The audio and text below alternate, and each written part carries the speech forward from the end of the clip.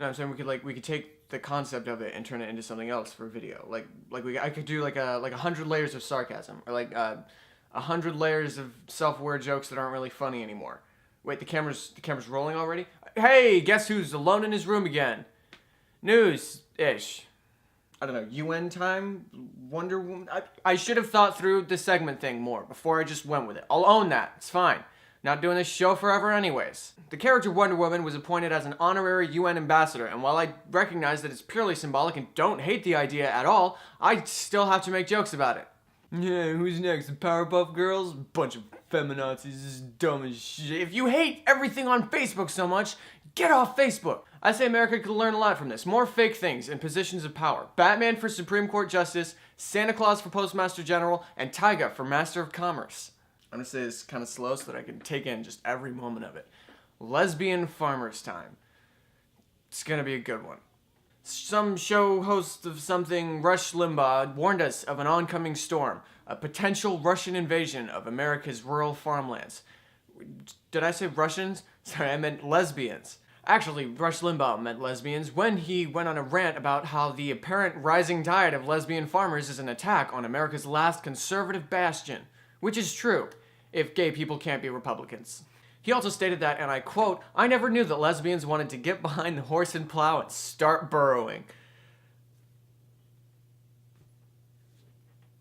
That was just the length of time it takes for me to process new words after reading that out loud. So does Rush Limbaugh think that lesbians are just spending so much time looking for G-spots that they don't have any left over for hopes or dreams or aspirations? Because that's what I'm getting. Top of the boat, Rush. Get it together. Oh, God. I would pay great money to see Rush Limbaugh watch through Orange is the New Black in its entirety. I thought Rush, of all people, would be a little bit more sympathetic to this specific demographic because he himself looks like an old, sun-weathered, living off the land lesbian farmer. Guess that assumption was kind of shallow of me. Not the election time. Nothing new has happened. No new things. 0 things have happened in the election since the last time I talked about it. But there is a tendency to create stories out of nothing because they do generate traffic. So here's the CNN homepage without any of the stories that relate to the election, Trump, or Hillary. Teen wakes up from a coma speaking fluent Spanish. I think that one's a lot funnier if he actually spoke Spanish before, and they just chose a very misleading way to say, woke up from a coma, speaking normally. Do selfies hurt or help our self-esteem? We don't know. Does this article actually add or distribute 0 information to the universe? Or is it just trying to pander to 2 sides of a pointless issue? We don't know. Plane nosedives and explodes in fiery crash. I said nothing election related. I did not exclude perfect metaphors for America's current political climate. So there you go. Non-election world according to CNN. Nothing else going on. That's obviously jokes, and there's obviously going to be more jokes, and this is actually still going to have jokes, but I'd like to try and get serious for just a minute, despite the fact that it's jokes. This is a bad idea. You should get news from multiple places. Maybe one source is pretty reliable, but what if they start to slip? What keeps them honest if their entire demographic is only getting news from them?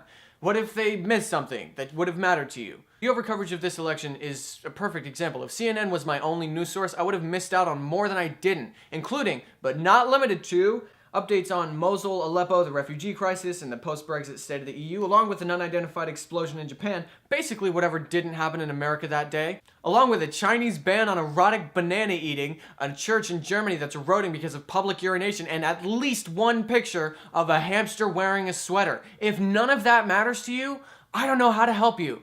A lot of people rant all the time about how the media wants to distract us from the real shit, but we live in a time where you can go like this and be done with the distractions. As long as you're looking for the information, it is impossible to distract us with puff pieces or over coverage. Have multiple news sources.